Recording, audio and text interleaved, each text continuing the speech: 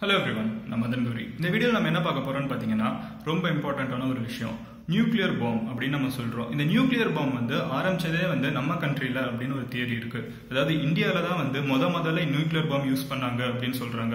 இது ஏன் அப்படி சொல்றாங்க அப்படின்னு பாத்தீங்கன்னா அதுக்கு தான் இந்த எக்ஸ்பிளனேஷன் கொடுக்க போறேன். இதுக்கும் மகாபாரதத்துக்கும் ஒரு மிகப்பெரிய லிங்க் இருக்கு. நிறைய பேருக்கு ஷாக்கிங்கா இருக்கும். நான் அடுத்து எக்ஸ்பிளைன் பண்றது நீங்க கேளுங்க. சோ மகாபாரதம்ங்கிற ஒரு விஷயம் இந்தியால பல நூற்றாண்டுகளுக்கு முன்னாடி நடந்த ஒரு மிகப்பெரிய வார். சோ அது நடந்தப்ப என்ன ஆயிருக்குன்னு பாத்தீங்கன்னா நீங்க ஆல்ரெடி இந்த டிவி சீரிஸ்லாம் நிறைய வந்துச்சு மகாபாரதத்தை பத்தி. இல்ல புக் வாசிச்சிருந்தீங்கன்னா உங்களுக்கு தெரியும். பிரம்மாஸ்திரம் அப்படின்னு ஒண்ணு சொல்லுவாங்க. சோ நீங்க ஆல்ரெடி இந்த எபிக் வாசிச்சிருந்தீங்கன்னா உங்களுக்கு தெரிஞ்சிருக்கும். பிரம்மாஸ்திரம்ங்கிற ஒரு விஷயம் ஒரு மிகப்பெரிய ஒரு வெப்பன் மாதிரி. அது அர்ஜுனன் கிட்ட ஒண்ணு இருக்கும். அதை தொடுத்தால் உலகமே அழிஞ்சு போயிடும் அப்படின்னு சொல்லுவாங்க. அதுல இருந்து கலியுகம்னு ஆரம்பிக்கும். அதுக்கப்புறம் உலகமே மாறிடும் அப்படின்லாம் நிறைய விஷயங்கள் சொல்லுவாங்க.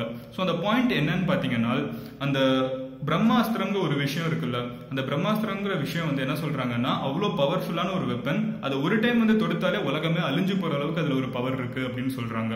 சோ இதை வச்சுதான் நியூக்ளியர் பாம்பை கிரியேட் பண்ணோம் அப்படின்னு நியூக்ளியர் பாம்பை கிரியேட் பண்ண ஆளே சொல்லியிருக்காங்க. சோ அவர் ஒரு இன்டர்வியூ நியூயார்க்ல அட்டென்ட் பண்ணிருக்கப்போ ஒரு பையன் கேட்கறான். சோ இப்படி நியூக்ளியர் பாம்பு ஒன்னு கிரியேட் பண்ணிட்டீங்க, உங்களுக்கு எப்படி இருக்கு, இதனால எத்தனை பேர் இறந்து போவாங்க, உங்களுக்கு அதனால மனசு கஷ்டமா இல்லையா அப்படின்னு ஒரு பையன் கேட்டப்போ அவர் சொல்றாரு, உங்களுக்கு தெரிஞ்ச நியூக்ளியர் பாம் நான் இப்ப கிரியேட் பண்ணிட்டு இருக்கேன்னு நினைக்கிறீங்க. ஆனா உண்மையிலேயே நான் நியூக்ளியர் பாம் கிரியேட் பண்ணதுக்கு காரணமா இருந்தது மகாபாரதம் எபிக் தான். அதை பார்த்து தான் இப்படி ஒன்று கிரியேட் பண்ணலாம்னு ஒரு ஐடியாவே எங்களுக்கு வந்துச்சு. அதுல தான் அவ்வளவு டீடைல்டா ஃபார்முலா எல்லாமே போட்டு வச்சிருக்காங்க அப்படின்னு சொல்றாங்க. நீங்க மகாபாரதம் சான்ஸ்கிரிட் படிச்ச ஒரு ஸ்காலரா இருந்தீங்கன்னா அந்த வெதிக் ஸ்கிரிப்சர்ஸ்ல மகாபாரதத்துல கிளியரா எழுதியிருக்காங்க. அதாவது அந்த லாங்குவேஜ்ல சான்ஸ்கிரிட்ல. சோ மகாபாரதத்துல தான் இந்த பிரம்மாஸ்திரம்ங்கிறது எவ்வளவு பவர்ஃபுல்லானது, அது எப்படி செய்யலாம், அதெல்லாம் மகாபாரதத்துல ரொம்ப தெளிவா எழுதியிருக்காங்க. சோ இதுக்கு ப்ரூஃப் என்ன இருக்கு அப்படின்னு நீங்க கேட்கலாம். இது ஓகே கட்டுக்கதையா இருக்கலாம் அப்படின்னு யோசிச்சீங்கன்னா அது மட்டும் கிடையாது. ப்ரூஃப் என்ன இருக்குன்னு பாத்தீங்கன்னா ரொம்ப சிம்பிளான விஷயங்க. ஹரப்பா மொஹஞ்சதாரோ சிவிலைசேஷன் உங்களுக்கு தெரிஞ்சிருக்கும். நார்த் இந்தியால இருந்துச்சு. இப்போ கரண்ட் டே பாகிஸ்தான். சோ இந்த இடத்துல இப்ப எக்ஸ்கவேஷன் பண்றப்ப என்ன பாக்குறாங்கன்னு பாத்தீங்கன்னா உள்ளுக்குள்ள அந்த எலும்பு கூட எல்லாம் எடுக்கிறாங்க தெரியுமா. இத்தனை வருஷம் கழிச்சு அது கண்டிப்பா டிகே ஆயிருக்கணும். ஆனா இன்னும் டிகே ஆகாம அதுல இன்னும் ரேடியோ ஆக்டிவ்லா இருக்கு சப்ஸ்டன்ஸ். அதுல நீங்க அந்த இடத்த வச்சு நம்ம மெஷர் பண்ணா இது எதனால அழிஞ்சு போன இடம்னு. சோ அதுல இன்னும் நிறைய ரேடியோ ஆக்டிவிட்டி இருக்கு. விச் மீன்ஸ் நியூக்ளியர் ரியாக்ஷன் அங்க நடந்திருக்கு. ரொம்ப பெரிய நியூக்ளியர் பாம் அங்க விழுந்திருக்குன்னு அர்த்தம். அது மட்டும் இல்லாம அங்க நிறைய கிளாஸ் பீசஸ் மாதிரி உருவாயிருக்கு.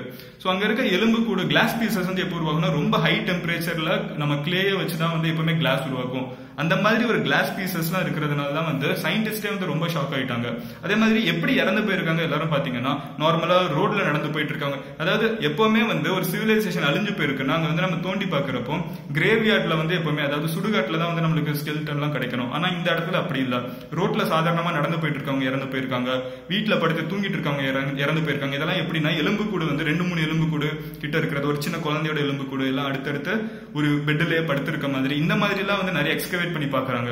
சோ என்ன சொல்றாங்கன்னா ஒரு மிகப்பெரிய பாம் இல்ல ஒரு மிகப்பெரிய ஒரு அட்டாக் நடந்திருக்கணும் யாருமே எதிர்பார்க்காத நேரத்துல அப்படின்னு. சோ மகாபாரதத்தோட டயத்தையும் இந்த ஹரப்பா மொஹஞ்சதாரோ சிவிலைசேஷன் டயத்தையும் நீங்க குருக்ஷேத்திரத்தையும் எல்லாத்தையுமே கம்பேர் பண்ணி பாத்தீங்கன்னா அப்போ ஒரு மிகப்பெரிய பாம், அதாவது அந்த பிரம்மாஸ்திரம்னு சொல்லப்படுற அந்த பாம் அந்த மகாபாரத வார்ல பயங்கர நிறைய அஸ்திரங்கள் யூஸ் பண்ணிருந்தாங்க. அதுல ஒன் ஆஃப் த விஷயம் தான் பிரம்மாஸ்திரம். இந்த மாதிரி நிறைய அஸ்திரம் யூஸ் பண்றப்ப அஸ்திரம்னு சொல்றது அந்த பாம்ஸ். சோ இதெல்லாம் யூஸ் பண்ணிருக்காங்கிறதுக்கு ஒரு மிகப்பெரிய ப்ரூஃப் இருக்கு. இதுதான் அந்த ப்ரூஃப்.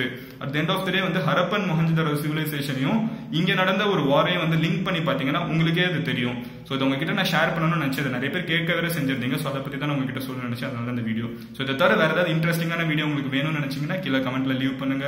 உங்களுக்கு இந்த வீடியோ பிடிச்சிருந்துச்சுன்னா give a thumbs up, subscribe. இது ஒரு கம்யூனிட்டி மாதிரி இவால்வ் ஆயிட்டு இருக்கு. So it makes lot of sense. Comment வாசிக்கிறதுக்கே ரொம்ப இன்ட்ரெஸ்டிங்கா இருக்கு. நிறைய பேர் நல்லா டிஸ்கஸ் பண்றீங்க. So keep that spirit going. So let's continue this good work. See you in the next video. Cheers. Until then, bye.